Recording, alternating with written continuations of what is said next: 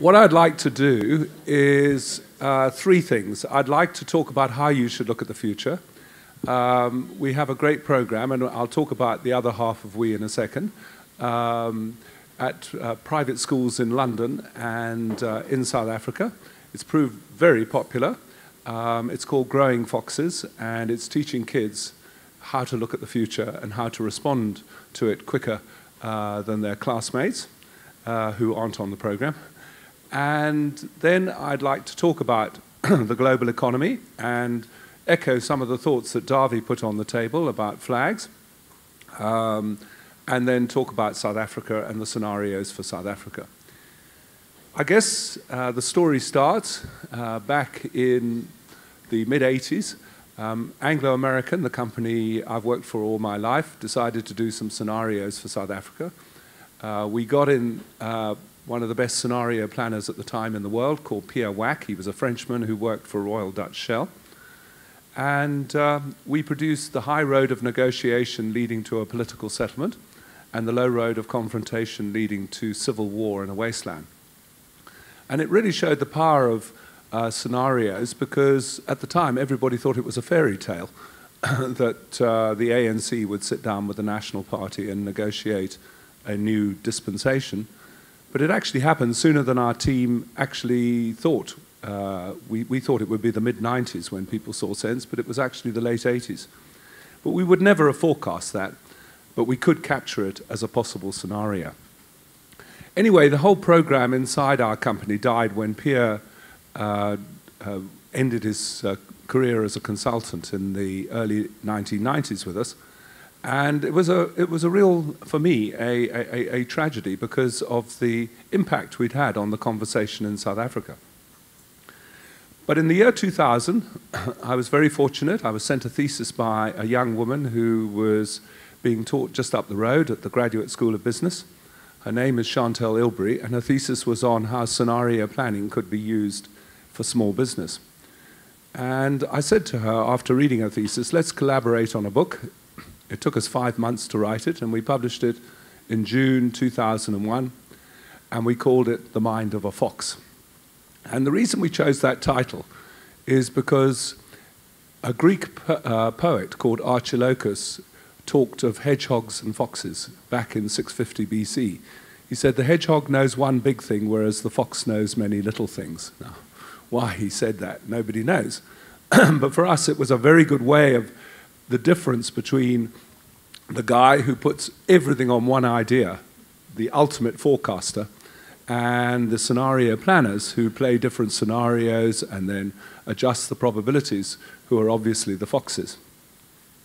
And the great thing about the fox is two things. They have very bright eyes, so they can detect any changes in the environment that could have an impact on them. And in that sense, we talk a lot about the flags, the kind of game-changing flags that can change the future.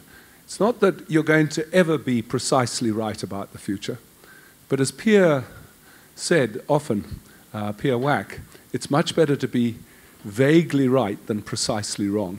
And that's the point, is we're trying to teach kids how to be vaguely right rather than precisely wrong.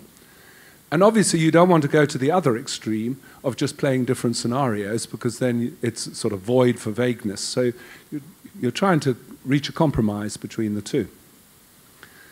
The second point about foxes is they're very agile animals. It's not just what they see, it's the response that they have to the changes that they see. And so we're saying to the kids, not only have you got to spot the flags, but then you've got to have that agility to respond to them. And I'd like to give you just two examples before I give the main example from the book. In London, we're teaching the program at a school called Mount House in North London. And we asked the girls that are on the program, suppose you go on to a party and you're instantly attracted to someone and you go out on a few dates. Before you commit yourself to a long-term commitment, what are the flags that you should be considering in your potential partner? And it was very interesting. Their first flag was right on the button. They said, "The parents." Go and look what your potential partner might be like in 25 years' time and how he's treating his partner. So it was a lovely way of actually, getting it across. The second example was a much more serious example. I did a session with Interpol, the International Police Agency, whose head has gone strangely missing in China. But in 2009, we had a session in Paris where we had most of the police chiefs from around the world, and we were looking at what are the sort of key flags for the following decade, from 2010 to 2020. And I will remember the #1 flag, which for me, at the time, was quite mystifying, was porous borders. The fact that most nations in the world had fairly open borders, and they felt that you might see huge waves of migration in the next 10 years, which would not only change the world, it would certainly change the world of crime. And boy, oh boy, they have been proved precisely right with that flag. The second one, by the way, was cyber terrorism, and then they went into the usual stuff about drugs and other things. But in the book itself, we decided to write a letter to George Bush.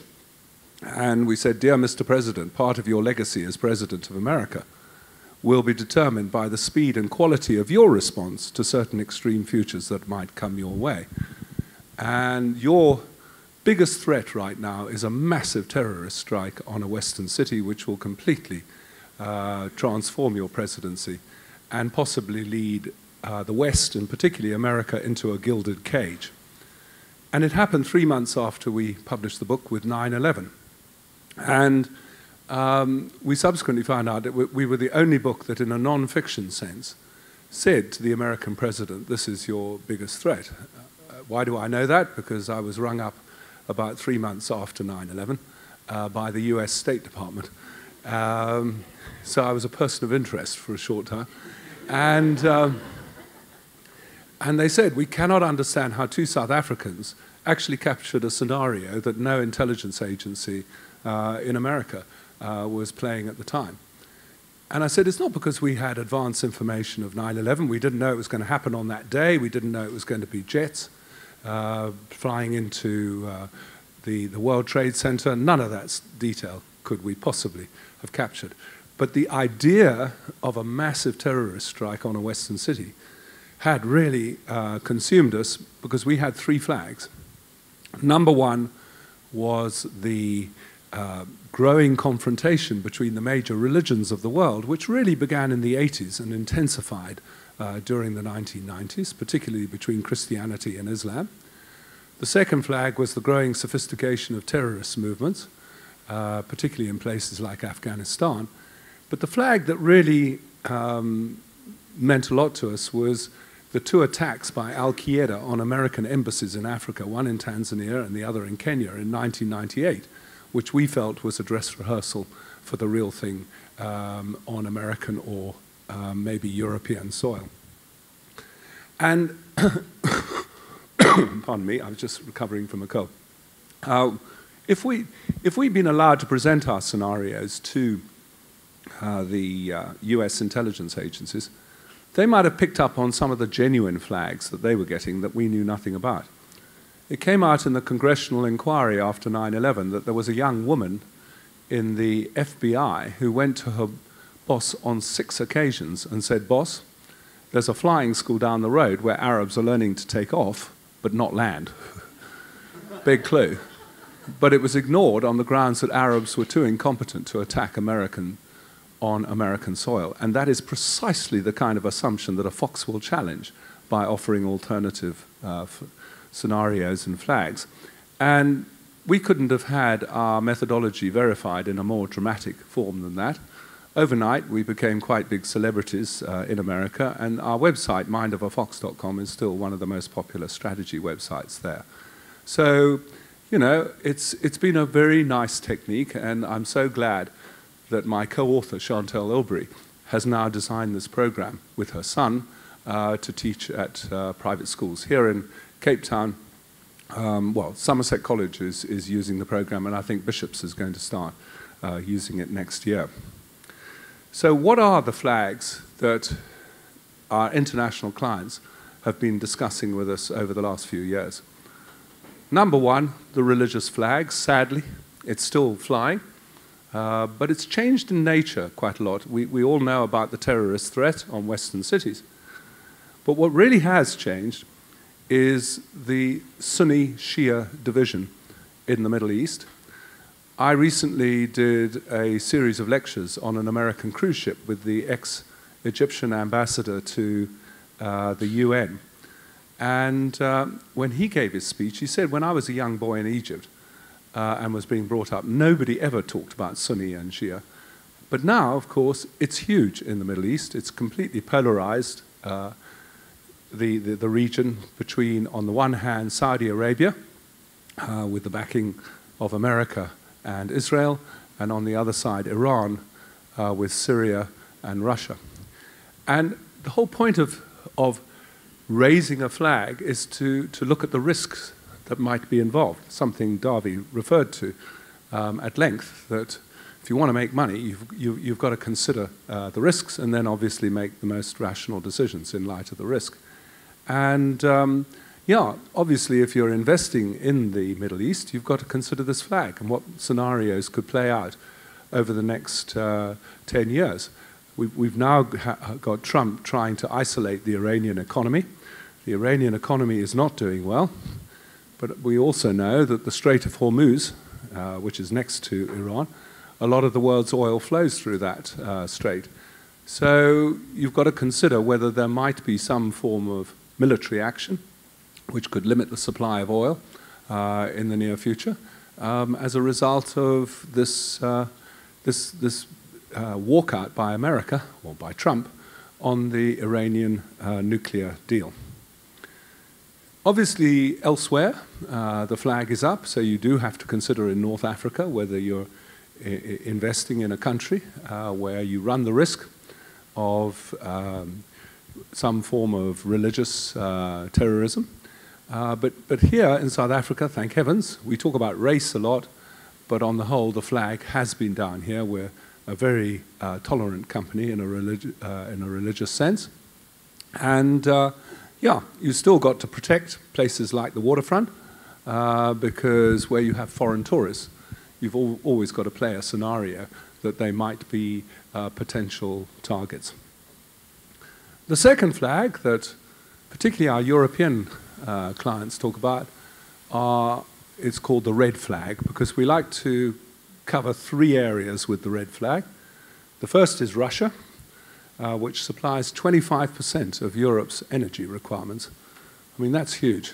And obviously, there's been a deterioration in relationships between Europe and Russia as a result of the annexation of Crimea.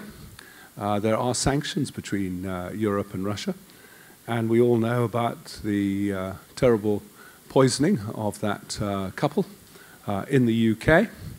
And even Trump has somewhat modified his views of Mr. Putin. So it's, again, very difficult to say where this is all going to lead, but it certainly isn't like the second half of the last century where you had a thawing of the Cold War. You definitely have some form of Cold War, and you've got to consider what scenarios may flow out of it. I was just saying before I got up that overriding everything is the principle of mutually assured destruction. If you nuke me, I'll nuke you, and therefore let's be sensible and not nuke each other. And so the likelihood of a third world war flowing out of this particular flag is pretty low at this point. The second element of the red flag is China. I mean, Davy talked about China. I actually did a session in April 2006 with the Chinese Communist Party at the Central Party School. It's their inner sanctum. It's where they devise the 5-year plans for China. And it's obviously considered a leadership academy for future stars of the Communist Party. And it was fascinating doing this session because afterwards I was given a look at the school. And in every classroom, they'd taken down the slogans of Mao Zedong and replaced them with the slogans of Deng Xiaoping. And I said, I find this extraordinary because there you have Mao's portrait in Tiananmen Square, but at the school it would appear that he never existed. And one of them said, no, it's because when Deng succeeded Mao, we were the 100th ranked economy in the world. Now we're number 5, and of course now they're number 2. They're still considerably behind the US economy, but they're growing at twice the speed. So one of the scenarios flowing out of this is that they will overtake America to become the largest economy in the world, somewhere between 2035 and 2050. And that will change everything, you know, because we haven't had a non-English speaking nation as the sort of dominant force in the world for a very long time. I mean, the 19th century belonged to Britain, the 20th century belonged to America, and ultimately the 21st century could belong to China. And therefore, if it's a flag, you've got to consider what are your options in adapting to this particular flag. In a sense, I think it's lucky that South Africa is a member of BRICS, Brazil, Russia, India, China, and then an apostrophe S, South Africa, because it absolutely helps us to be in the same small society as the country that ultimately may become the largest economy on earth. The third country is North Korea. And of course, you go from one extreme scenario to the other. You know, when Trump was calling Kim Jong-un Rocket Man, we all thought, gosh, this is going to lead to a war. And then they met and made up. And now Trump says, I love him. and so, you know, that's why you play scenarios, is because it would appear that for the moment, you know, any form of conflict is off the table, and they're trying to peacefully negotiate the denuclearization of the Korean continent. I'm not sure that they can do that because I think that Kim wants an incremental agreement where he does something, the Americans lower sanctions, whereas the Americans say you've got to do everything, and then we'll start thinking of lifting sanctions. Well, I'm not sure I trust Trump on that particular issue. So obviously, again, the whole point of a flag is to watch it 24/7, because which way that goes is very important, particularly for the economies of the Far East, China itself, which borders North Korea, but equally Japan and other economies. The third flag is probably the one that we've had longest. In fact, it appeared in our scenarios in the mid-'80s when we looked at the world economy before we looked at South Africa. And we call it the grey flag. And it's all about demographics. It's the aging of the world's population. I mean, Davy referred to how young people died 100,000 years ago, 25 kind of thing. Well, it's interesting, the average lifespan of an American in 1900, which is 118 years ago, was 45. Now, the average lifespan of an American is somewhere between 83 and 86. So we more or less doubled our lifespan as a species in 100 years due to medical advances. And this is having extraordinary consequences for the world. And I'm surprised that not more economists aren't trying to, you know, find an equation between the demographics of a country and its economy. In America, all the baby boomers are now geriatric boomers. And somebody has to look after them. And that's why Trump has to be very careful about fiddling around with all the medical insurance and other programs in America. In the UK, national health is in a permanent state of crisis because when old people go into hospital, they never come out. So there are no beds, permanent shortage of beds. And so, yes, national health is right up against it in the UK. But Where it is probably having its most pronounced effect is Japan. I remember Pierre Wack, my mentor, saying to me in the late 80s, if Japan ever has a property crash, it will never grow again.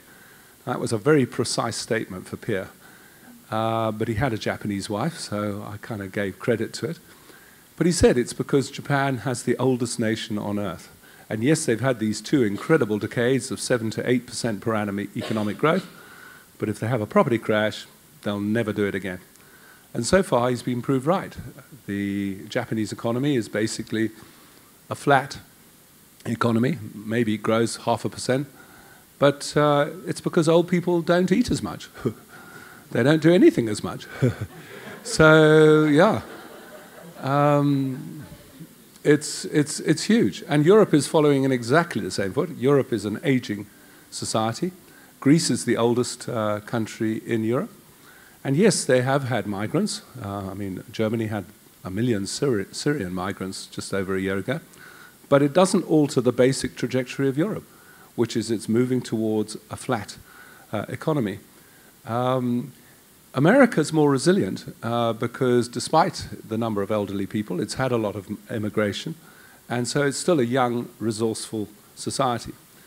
And that one flag is an incredibly important one from the point of view of where to invest. And I have consistently said since 2000, so this century, that if you're going to take your money out of South Africa, put it in America. Don't put it in Europe or Britain or Japan. Put it in America. And in 1999, the Dow Jones Industrial Average peaked at 11,700. It's now 26,000, so it's more than double what it was. In 1999, the FTSE 100 was 6,950. It peaked on December the 31st, 1999. What is it now? 7,200. So it's just incredible, the difference in performance between the 2 economies, and we think it's down to this particular flag. So it's a very important flag. And from China point of view, with the one-child policy, they were becoming a middle-aged society with lots of middle-aged people, but fewer young people, and obviously some old people. Now they've realized what that can do, which is slow down the Chinese economy. So they've basically turned it into a 2-child policy again. But I'm not sure that that's going to really help them. I think that the demographics now are against China. So very important flag. Elsewhere in the world, you have young populations, but that's not enough to have a growing economy. You've obviously got to have good government as well. The 4th flag is probably the most dramatic one. We call it the Anti-Establishment Flag. And I guess we picked it up about 6 or 7 years ago because it goes with that other flag I was talking about earlier, which is the porous border flag of increased immigration. It's essentially the fury that ordinary people have for the establishment. And it's the fact that since the financial crash of 2008, the super rich are back to being super rich. And in fact, the really super rich are much richer than the people who were considered the Gateses of the world back in 2008. People like Jeff Bezos is worth double what Gates was worth at the time. But of course, the middle class and working class haven't improved their prospects at all. In fact, if anything, average salaries and wages have declined since 2008 in most European and even in America. So, you know, we're looking at a situation of a rising inequality gap, and this has caused huge fury amongst ordinary people against the establishment in political sense, but also against big companies and against a lot of things that are considered the establishment. So it's not a surprise that we've had Brexit, because Brexit, without a doubt, is partially due to that. It was the north of England voting against the south of England, Not Scotland. Scotland voted Remain, but the north of England were hugely pro-Brexit, and it's because they didn't like what was going on in Westminster. And then, of course, it produced Donald Trump. And now it is producing all kinds of populist movements in Europe. And so the one thing, and I was talking to Davy beforehand about the one big consequence which you now have to debate was that after the Second World War, globalization became a kind of driving principle around the world. The freer trade, freer movement of people, all that kind of stuff, in order that we didn't have another war. But actually, all this populist stuff is reversing that trend. And the question is, how much will it reverse it? Or is it a temporary kind of stop block, and it won't become a permanent stop block? But it's a question that you've got to debate now, because we now have serious populist movements who want to sort of entrench the borders of their countries and not have the kind of free trade and free movement of people that we've had in the past. I mean, Davy said, maybe in 100 years' time we won't have nation states, who knows? But the fact is, right now, we've got a much greater consciousness around this particular flag. And for companies, it's an important flag. You know, the consequences of breaking rules of corporate governance are much bigger now than they were 20 or 30 years ago. And I think the best example I can quote is VW with its little bit of software that allowed a car to cheat in the laboratory in terms of its emissions. And I think the VW lawyers said the potential liability that could come out of any revelation on this front would be about $150 million. Well, in fact, the current level of penalties is $32 billion and counting. So, you know, it's extraordinarily important that, that you consider this when you're running a company. And equally, it applies to individuals with tax havens and stuff like that, because, as I said, the super rich are under much greater scrutiny, and tax evasion is almost the same thing as tax avoidance. So there's lots of ways this particular flag is extending itself. The last flag is also an incredibly important one. We call it the green flag of climate change. Now, I wrote a book in the late 80s with Brian Huntley, who was head of Kirstenbosch Gardens, and Roy Siegfried, who was head of the Ornithological Institute in South Africa. And they wrote most of the content. I just sort of helped them with the scenarios. But one of the points they made in the book was that the real consequence of climate change wasn't so much the gradual warming up of the world, though that would be very important in terms of rising sea levels because of the melting of Antarctica and Greenland. And the fact is that people now are talking about coastal cities being under threat. They said the real impact will be much more frequent examples of extreme weather, that the pendulum is going to swing wider and wider in terms of drought and extreme rainfall. And boy, oh boy, are we seeing this. I mean, as we speak, another big hurricane is bearing down on Florida, Hurricane Michael, but we've just had a big hurricane in the United States. We've even seen a minor hurricane in the Mediterranean.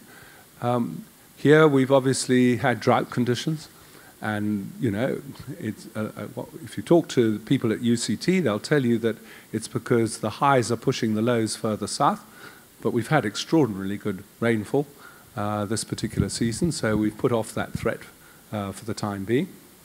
But, you know, we've now got to have a serious conversation about what we're doing to this planet, because as the latest report says, it's not going to happen in the next century, it's going to happen in this century. And so it's going to happen to our kids. And that's why we have to consider climate change. You've got 7.5 billion people on this planet, and you've got Americans which have something like 20 times the carbon footprint of most other nations. So it's just not viable. I mean, as somebody said the other day, if China ever gets to American living standards, we'll need 4 planets. And there aren't 4 planets. So it requires a very, very serious debate, this particular flag. So what are the economic scenarios that can flow out of these flags? Well, we have 2. One is a kind of business as usual, but divided world where American economy grows faster than Europe, lower unemployment rate, 3.8%, as Darby said, and the American economy grows, say, sort of 2 to 3% per annum. Europe is stuck in the 0.5% to 1% range. Japan, 0.5%. So it's a kind of a world in which you have the fast-growing America and obviously China, but you also have the slow-growing countries such as Europe and Japan. And yeah, I think that's most people's mainframe scenario. And you can make money in it, as Darby correctly said. You know, if you actively manage your investments, you can make money in that kind of fairly sort of slow-growing world compared to the last century. The other scenario, though, is a second financial crash. And I've discussed this with quite a few sort of investment banks in America and Europe. And I guess we all coalesce on one flag, which is the inflation rate in America. If you're going to watch one thing, it's whether inflation in America suddenly starts rising quickly, because then they have to put up interest rates fast. And of course, it was putting up interest rates that actually caused the 2007-8 crash, and the same would happen again.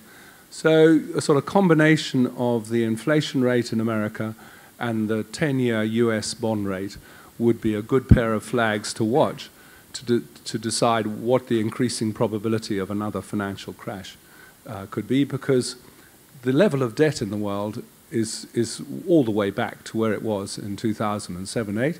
In fact, in places it's even higher. I mean, the one thing I worry about China is that it has $29 trillion worth of debt, when its GDP right now is around 12 trillion. So forget about us at 60% of GDP. You know, China's over 200% of GDP. America is 100% of GDP as well. So, you know, there is a huge amount of debt around, and that could be affected with a rise in interest rates. What about South Africa? Well, we have, amongst our clients here, six flags that we discuss. Number one is corruption. And yeah, I would say that this flag has gone greener with Cyril Ramaphosa being in charge. The fact that Nene fell on his sword just shows how important this flag and turning it green has become. We've always had an independent media, and it really showed during the whole experience we've had over the last few years with the one family who are now in Dubai. But the fact is we've had the pushback. We have had the pushback. And we all know what the end game of this flag is. It's Venezuela, which is a rich country, but is absolutely poverty-stricken at the moment, with people walking across the border to get food and all that kind of stuff. So we all know what the end game of real corruption can be. So, you know, one's got to watch to see how much further we go in terms of real consequences for people who are corrupt, and obviously stopping corrupt practices in state-owned enterprise and all that kind of stuff. The second flag, which really comes out, I guess, of this conversation I had in China with the party there, is around the quality of infrastructure. Because I remember this professor saying Deng did two things to ensure we embarked on a high economic growth rate. He put a huge emphasis on infrastructure, quality of our infrastructure in China, roads, bridges, airports, and all that kind of stuff. And secondly, the gold division of Anglo-American. And he's got extraordinary powers to bring people together, as he showed at the political negotiations in the early 1990s. And I think that he'll do it again. But it has to be handled in a way that doesn't destroy the kind of growing unity of purpose that we have in this country. And certainly the kind of statements made by the ANC is they're going to try and implement a program of redistribution of land without overly kind of impinging, disrupting the really good agricultural businesses that we have in this country. So we just got to wait and see. That's the whole point of a flag, is you've now got to watch it. So that gives us three scenarios for South Africa. Premier League, where we stay in the Premier League of Nations. We were Africa's premier economy until Nigeria took over from us about 2 or 3 years ago. I think it's a tribute to Nigeria's entrepreneurial spark that they did so, because I don't think that even at this stage that they're as sophisticated an economy as we are, but they are the #1 economy in Africa. Obviously, part of it is due to the fact that they have a much bigger population and all that kind of stuff. But in the Premier League scenario, we certainly stay #2 and maybe even go back to being #1. And it's because those 6 flags turn green.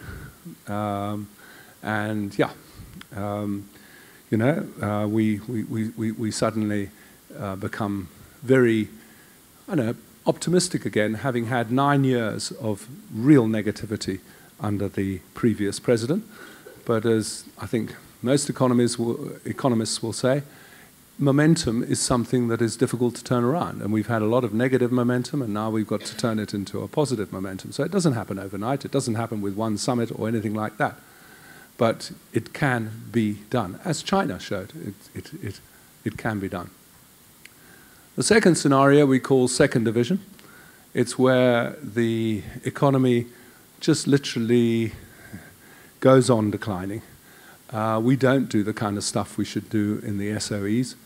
And we get relegated into the second division of becoming a third world nation that people forget about. But there is a kind of more extreme variant, which is our third scenario, which is failed state, where the level of violence rises to a point where we're considered like failed states everywhere else in the world, where you have a level of violence that people don't even think of investing in your country because of, personal bodily harm and all that kind of stuff.